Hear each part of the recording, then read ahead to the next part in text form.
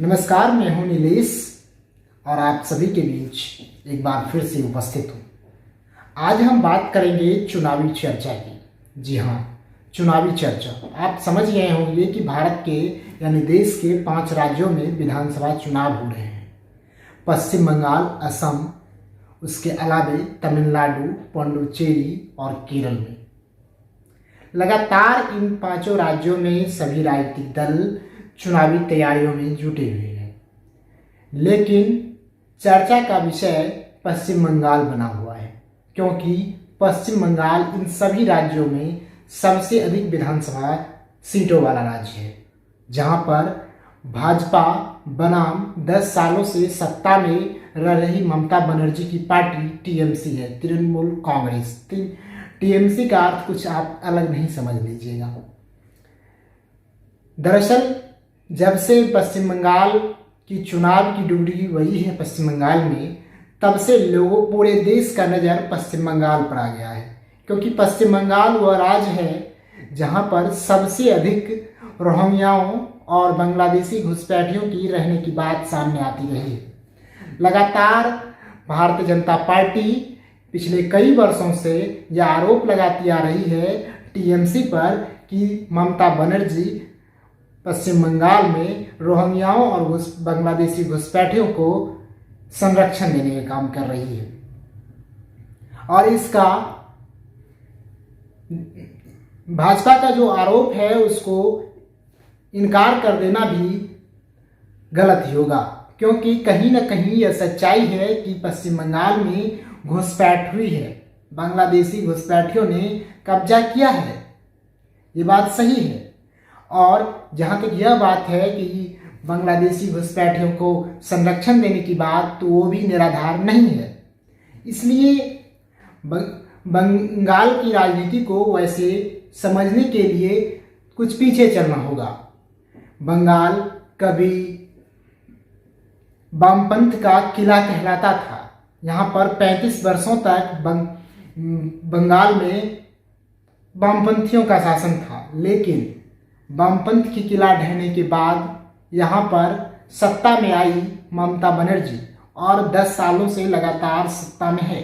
लेकिन बंगाल में जिस प्रकार से इस बार का रुझान लग रहा है कि कहीं ममता बनर्जी की कुर्सी खिसक तक नहीं रही है, ये भी एक बात है। वहाँ की राजनीति में कहा जाता है कि ममता बनर्जी बंगाल में किसी को प्रवेश नहीं करने दे रही है।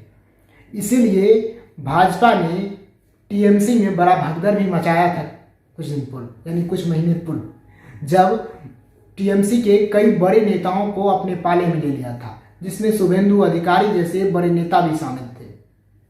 उससे पहले भी मुकुल राय जैसे नेताओं को टीएमसी से लाया था। इसके बाद फिलहाल फिल्म स्टार बॉलीवुड के अभिनेता मिथुन चक्रवर्ती भी टीएमसी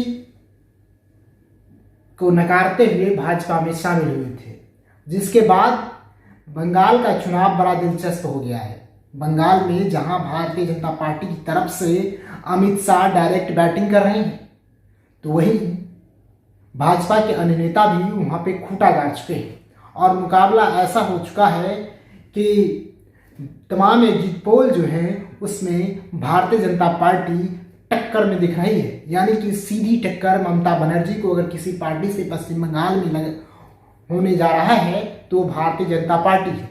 कभी भाजपा आगे निकल रही है अनुमानों के आईने में, तो कभी टीएमसी आगे निकल रही है। लेकिन सबसे बड़ी बात तो यह है कि जिस पश्चिम बंगाल में 10 वर्षों तक सत्ता में रही थी टीएमसी, तृणमूल कांग्रेस, ममता बनर्जी, आखिरकार अगर वो किला ढह जाता है तो फिर क्या होगा? क्या भारतीय जनता पार्टी एक बार सत्ता में वापसी कर पाएगी? ये सारे सवाल हैं।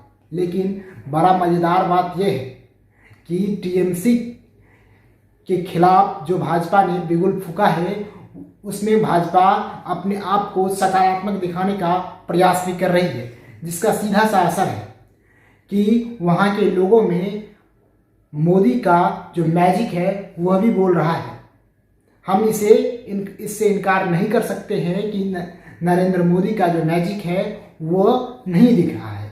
वहाँ पे बंगाल में यह बात अब सामने आने लगी है कि पश्चिम बंगाल में अगर कोई सत्ता में आ सकता है तो नरेंद्र मोदी की पार्टी बीजेपी होगी, क्योंकि भारतीय जनता पार्टी ने जिस प्रकार से वहाँ पर अपने संगठन को मजबूत किया है, इससे यह लगता है कि शायद भारतीय जनता पार्टी सत्ता में वापसी कर जाए। लेकिन यह तो समय ही बताएगा कि कौन वहाँ पर सत्ता में आती है। लेकिन अगर टीएमसी यानी तृणमूल कांग्रेस को सबसे ज़्यादा डर है तो सिर्फ और सिर्फ भाजपा है। इसलिए ममता बनर्जी बार बार बंगाल की बेटी बनाम बाड़ी की बात कर रहे हैं।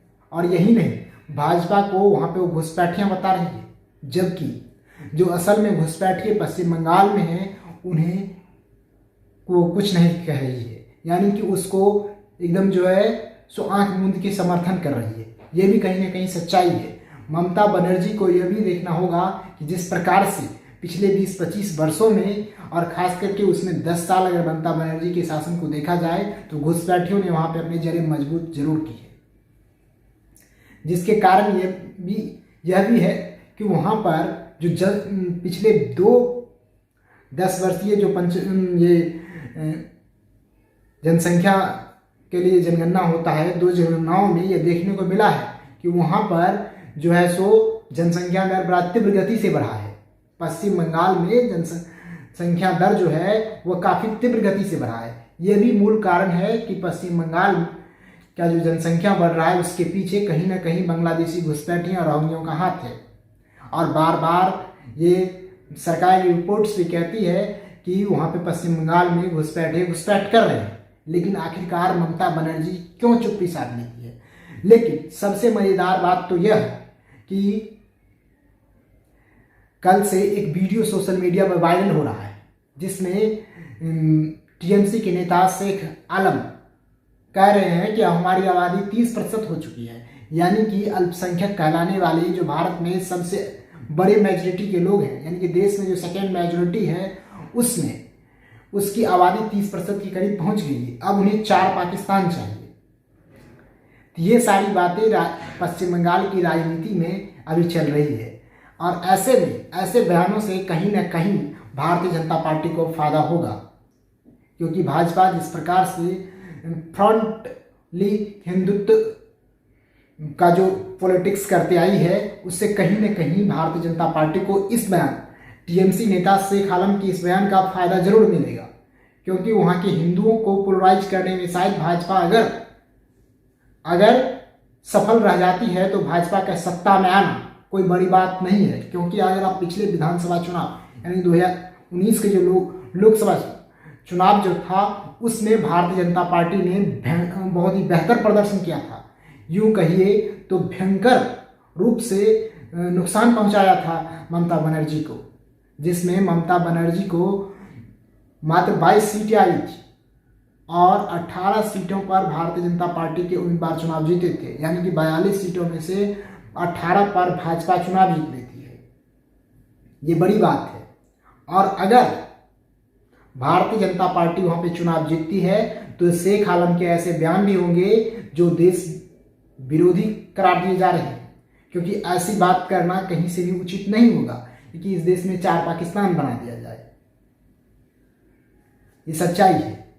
तो ऐसी बातें हैं जो पश्चिम बंगाल में भाजपा को मजबूत कर रही है तो टीएमसी को कमजोर कर भी सकती है, क्योंकि ये बयान से न सिर्फ पश्चिम बंगाल में ममता बनर्जी को नुकसान होगा, बल्कि इसका जो परिणाम होगा वो काफ़ी भयंकर भी होगा, कि ऐसे बयानों से देश में सांप्रदायिक तनाव भी फैल सकता है और फिर से देश बंटवारा की जो बात शेख आलम ने कही है वह देश के लिए कहीं ना कहीं नुकसानदायक होगा। पश्चिम बंगाल एक बड़ा राज्य है, वहाँ पे 294 विधानसभा की सीटें हैं, 42 लोकसभा की सीटें हैं। 294 में 148 सीट किसी गठबंधन या पार्टी को चाहिए जिनकी सरकार बनेगी वहाँ पे। लेकिन बड़ी बात यह है कि लगातार जिस प्रकार से विभिन्न राजनीतिक दलों ने वहाँ अपना प्रचार प्रसार तेज किया है, जिस प्रकार से वर्तमान में कोरोना कि कोरोना महामारी की जो बढ़ोतरी हो रही है देश में, कोरोना का संक्रमण में जो बढ़ोतरी हो रही है, उसको भी देखते हुए फिर भी चुनाव वहाँ पे हो रहा है।